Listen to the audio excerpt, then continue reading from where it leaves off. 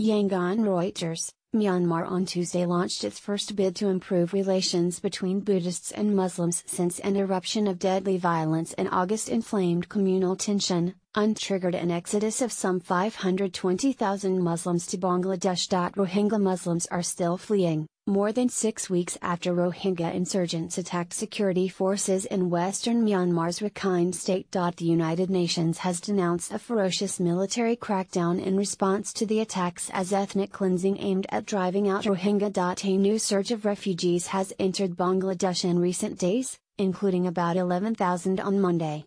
Some have told of increasing hunger in Rakhine as well as of more mob attacks on Muslim villagers. Despite growing international condemnation of the refugee crisis, the military campaign is popular in Buddhist-majority Myanmar, where there is little sympathy for the Rohingya, and for Muslims in general, and where Buddhist nationalism has surged in recent years. The party of government leader Aung San Suu Kyi took the first step towards trying to ease animosity with interfaith prayers at a stadium in the biggest city of Yangon, with Buddhists, Muslims, Hindus, Christians and others. Thousands of people packed the stands of the stadium, with Buddhist monks, Hindus, Christian nuns and Muslim men with beards and caps listening to religious leaders who took turns to appeal for friendship. Be free from killing one another, be free from torturing one another, be free from destroying or demolishing one another, the chief Buddhist monk of Yangon, Itabala, told the crowd. Stepping off the podium, he shook hands with Muslim leader Hafiz Mufti Ali. Citizens should collaborate in friendship and work for the country, Ali said, adding, freedom of life, freedom of education, freedom of religion, it is absolutely necessary for the country to fulfill all these rights. The Rohingya had pinned hopes for change on Suu Kyi's party, but it has been wary of Buddhist nationalist pressure.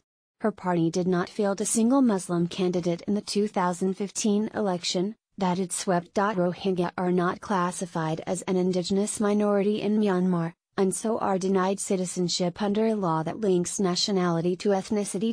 A Rohingya refugee walks with a baby in a rice field after crossing the border in Palankali, Bangladesh October 9, 2017.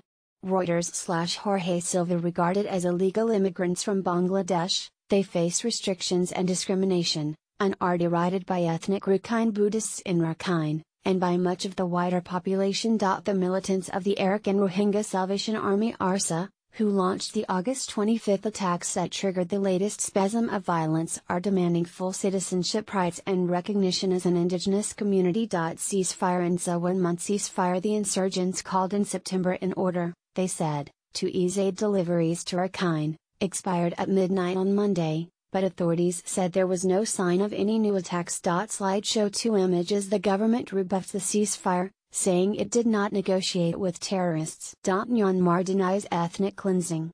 It says more than 500 people have been killed in the violence since late August, most of them ARSA terrorists. Even before the government offensive, the small, lightly armed ARSA appeared only capable of hit-and-run raids and unable to mount any sort of sustained challenge to the army. The insurgents said on Saturday they were ready to respond to any peace move by the government, even though their ceasefire was ending. Reports of food shortages in Rakhine will add to the urgency of calls by aid agencies and the international community for unfettered humanitarian access to the conflict zone. Villagers said food was running out because rice crops were not ready for harvest and authorities had shut village markets and limited food transport, apparently to cut supplies to the militants. The government has cited worry about food as a main reason people have cited for leaving, but a senior state government official dismissed any suggestion of starvation.